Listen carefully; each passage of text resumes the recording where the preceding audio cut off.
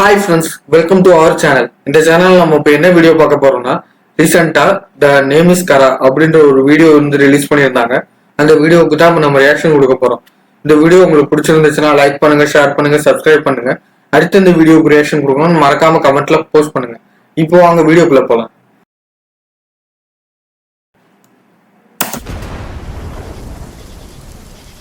Wales film international limited studio.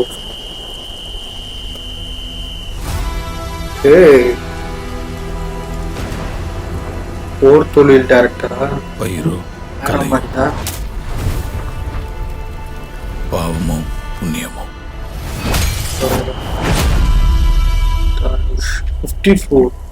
54 படம் அது. அவன் வந்தான் அறுத்தாகணும்.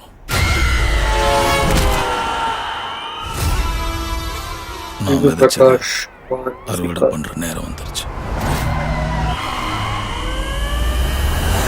கர்ணன், அசுரன் அந்த மாதிரி படம் நினைக்கிறேன். அந்த மாதிரி ஜானர்ல போகும்னு நினைக்கிறேன். இந்த படம் படிஞ்ச கரையை துடைக்கணும். என்ன நம்பி இருக்கிறவங்களை கரை சேர்க்கணும்.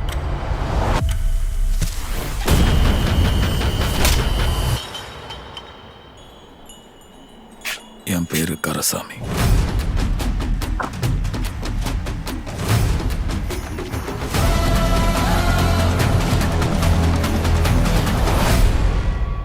என்ன கரன்னு கூப்பிடுவாங்க.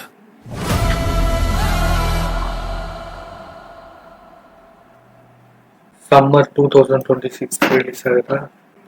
ஓகே, வீடியோ பார்த்தாச்சு. வீடியோ உண்மையிலே வேற லெவல்ல இருந்துச்சு.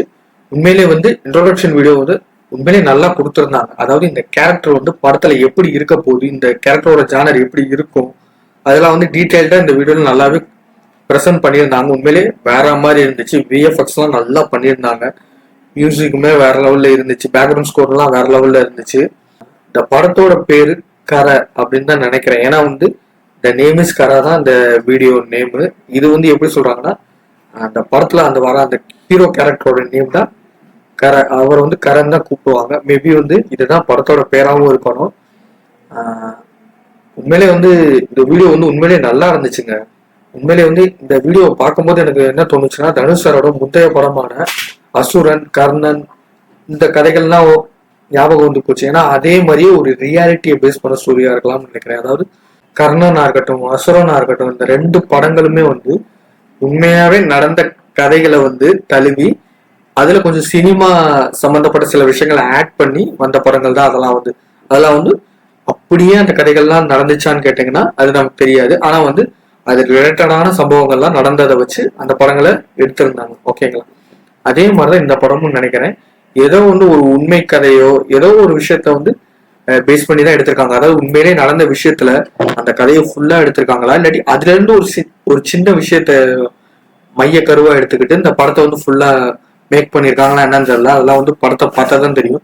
இதை பொறுத்த வரைக்கும் எப்படின்னா, எனக்கு வந்து இந்த வீடியோவை பார்த்தோன்னே அசுரன் தான் ஞாபகம் வந்துச்சு. அதாவது அந்த கதையில எப்படி இருப்பாங்க, தனுஷ் சாருக்கு வந்து பிளாஷ்பேக் கேரக்டர் ஒன்று இருக்கும், இப்போ ப்ரெசன்ட் கேரக்டர் ஒன்று இருக்கும். அந்த பிளாஷ்பேக் கேரக்டர்ல வந்து அவர் எப்படி இருந்தாரு, அதுக்கப்புறம் அதுல இருந்து திருந்தி எப்படி இந்த ப்ரெசென்ட்ல அவர் வாழ்றாரு அப்படின்ற மாதிரி இருக்கும்.